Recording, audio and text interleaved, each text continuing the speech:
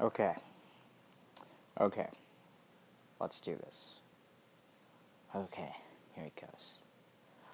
Due to the growing success of scholastic novels, just like Goosebumps, Animorphs also received a TV show.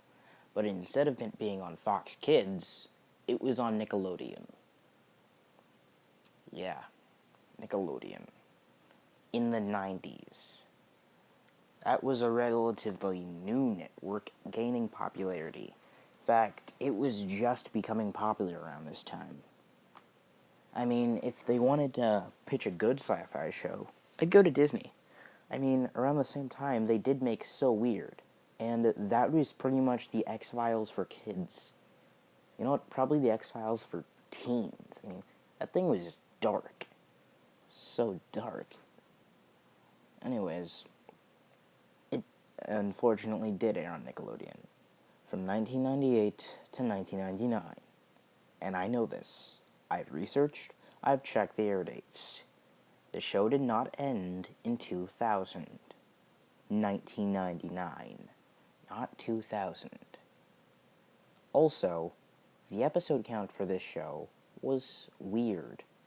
The first season contained 20 episodes, while the second season contained 6. I was at first thinking 26 episodes. I'm guessing 2 seasons of 13 episodes each? No. 20 episodes from September 1998 to March 1999, and then 6 more episodes. I wonder if these were filmed all at one time. If not, it must have been an awful weird schedule. I mean, for one part of the year you film like over 20 episodes, then afterwards you film 6, and then you don't hear anything back from them. Yeah. Anyways, I used to ask the question why the series was live action rather than animated. I mean, animation seems like it'd be a much easier thing to do, right? No. Animation is really freaking expensive. I mean, a single episode of something like SpongeBob or Rocket Power, I don't know why I said that, cost around 300,000 to 500,000, maybe even more, depending on if it gets renewed or not. At the time, Nickelodeon didn't produce that many high-budget series. Animorphs was the most expensive show they had, with all the special effects and different sets that they had to use, and the CG technology that they had to use for the Animorphs themselves, which looked...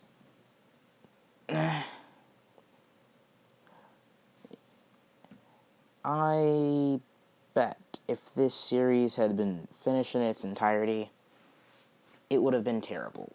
And it would have also left Nickelodeon bankrupt. Which may have been better if you look at it now. Anyways, let's talk about the cast, or let's not. The only one who became someone you'd actually care about was a young Shawn Ashmore. That's right, Iceman, or Quantum Break.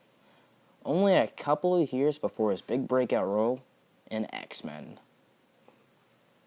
There are many differences from the book. Let's talk about the book now.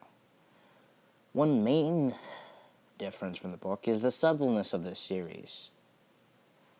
You know how controllers, you could never tell who they were exactly?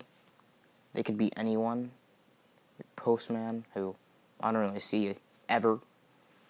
Your family, which I don't really see ever. Or your coworkers, which I don't have because I don't have a job.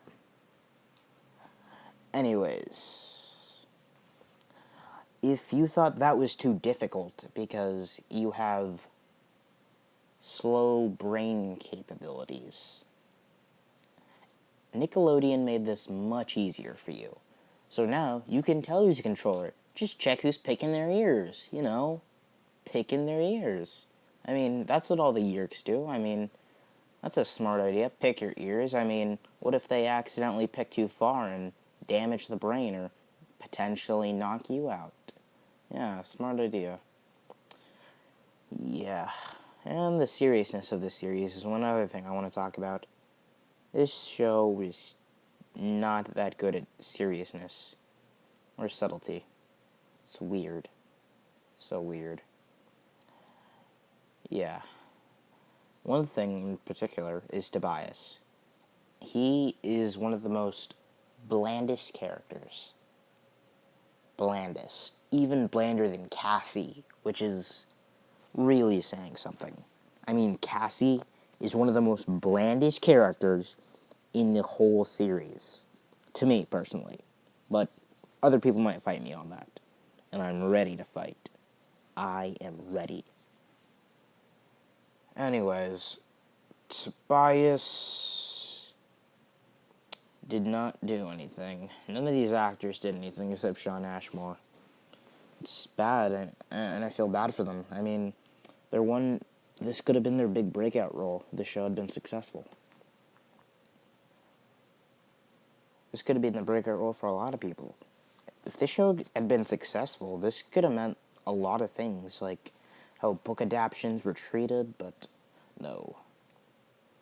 And if you're wondering, Kay Applegate, she unfortunately had no connections with this series, which I feel is one of the stupidest things Nickelodeon did when making this show, other than other stupid things, like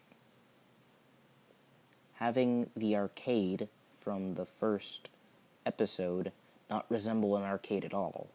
I mean, I don't even know where they are. Like, they're supposed to be walking home from the mall, but if you check in the first episode, they look like they're playing on a PC and some other weird thing. It looks like it's connected to a PlayStation, and it's really weird.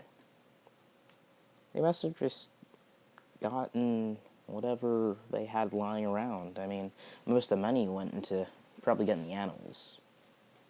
Also, one other thing. Shawn Ashmore, in the first two episodes, My Name is Jake, he actually walked into a lion's cage, if you were to see that episode, that scene. So, yeah, there is a potential that Shawn Ashmore could have died during the production of that TV show, and that would have been sad. Shawn Ashmore could have died on one of the most boring TV shows ever. I wouldn't say it's boring. Oh, yes, I would. I mean, I fell asleep to it all the time. Anyways, Shawn Ashmore also has a twin brother, so maybe they would have used his brother. Or maybe they did. Maybe Shawn Ashmore is the other brother. And Shawn Ashmore's brother was the one who got eaten by the tiger. Oh my god. Oh my god.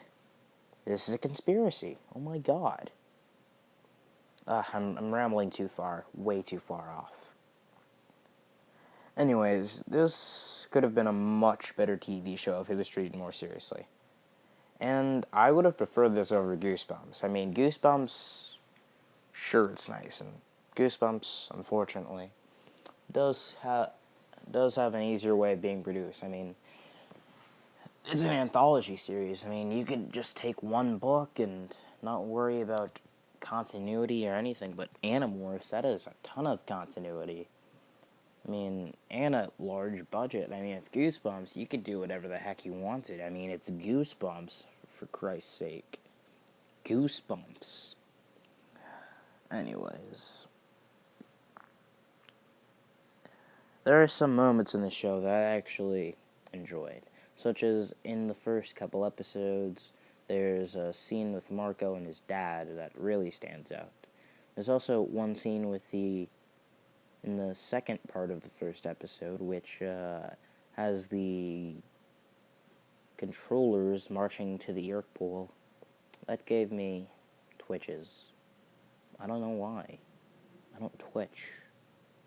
I don't really do anything. Because I am no one. God, I'm really stretching that out, aren't I? Anyways, basic line. if you're a fan of the books and you want to be disappointed, watch the show. If you like this show, I kinda hate you, but I kinda don't. And if you really like the books, well, I don't know, read Everworld. That was good, right? Everworld? Yeah, go read Everworld. I don't know. Alright then. Next week, since we finished Animorphs, next week I've chosen to review Cowboy Bebop. This will presumably be in 2 parts, instead of the large 4-part that took up the majority of this month.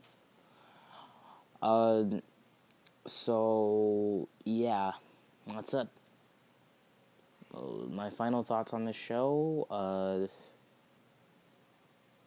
it could have been better if it was somewhat like So Real. Also, I might review So Weird, not So Real. Stupid me. Anyways, this is Mr. No Name signing out.